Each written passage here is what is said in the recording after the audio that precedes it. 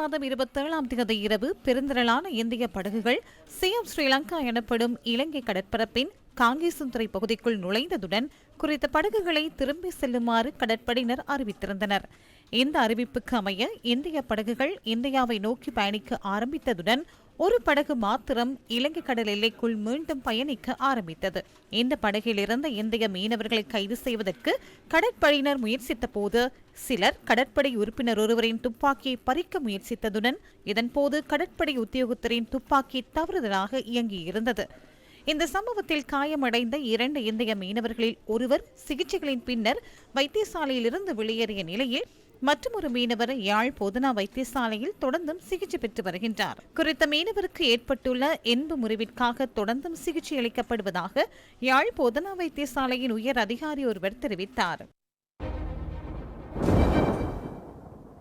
இதனிடையே இந்திய மீனவர்கள் கைது செய்யப்படும் பிரச்சினைக்கு முற்றுப்புள்ளி வைத்து நிரந்தர தீர்வு காண வேண்டும் என தமிழக மாநில காங்கிரஸ் கட்சியின் தலைவர் ஜி.கே. வாசன் வலியுறுத்தியுள்ளார். இந்திய பாராளுமன்றத்தில் வரவு செலவு திட்ட கூட்டத்தொடரின் விவாதத்தின் போது அவர் இதனை கூறியதாக தி ஹிந்து செய்தி வெளியிட்டுள்ளது. இந்திய மீனவர்கள் சிஎம் ஸ்ரீலங்கா கடற்பரப்பில் பயன்படுத்தும் இழுவை படகுகள் காரணமாக எமது நாட்டின் பொருளாதாரத்திற்கு ஏற்படுகின்ற பாதிப்பை மதிப்பீடு செய்வதற்கான சாத்தியம் இருந்தாலும் கடல் வளத்திற்கு விலை மதிப்பீடு செய்ய முடியாத பெரும் பாதிப்பு ஏற்படுகின்றது. இலங்கை கடற்பரப்பிற்குள் கடந்த வருடத்தில் மாத்திரம் 550க்கும் மேற்பட்ட இந்திய மீனவர்கள் கைது செய்யப்பட்டிருந்தனர். இதனிடையே இலங்கை இந்திய மீனவர் பிரச்சினைக்கு நீண்டு நிலைக்கக்கூடிய நிரந்தரமான தீர்வை தனது அமைச்சின் காலத்தில் வழங்க முடியும் என கடற்றொழில் அமைச்சர் ராமலிங்கம் சந்திரசேகர் இன்று உரும்புராயில் தெரிவித்தார். இந்திய மீனவர்கள் எங்களுடைய கடல் எல்லையை மீறுவதே இதற்கான பிரதானமான பல்வேறு பேச்சுவார்த்தைகள் நடாத்தப்பட்டது. அந்த பேச்சுவார்த்தைகள் எதுவும் நல்ல ஒரு தீர்வை எட்ட முடியவில்லை.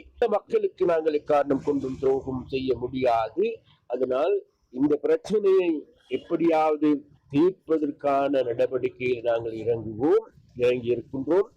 அந்த இறங்குகளின் போது எங்களுக்கு தேவைப்படுமாக இருந்தால் இந்திய மீனவர்களா அல்லது இந்தியாவில் இருக்கின்ற மீன்பிடி அமைச்சுக்களுடனாகவது பேச்சுவார்த்தை நடத்த வேண்டுமாக இருந்தால் அல்லது மத்திய அரசாங்கத்தோடு பேச இருந்தாலும் சரி, ராஜதந்திர ரீதியான உறவுகளை கலந்துரையாடல்களை மேற்கொண்டு இதற்கு நீண்டு நிலைக்கக்கூடிய நிரந்தரமான தீர்வினை நான் நினைக்கின்ற எனது அமைச்சின் காலத்திலேயே செய்து முடிக்க முடியும் என்று நான் திடமாக நம்புகிறேன்.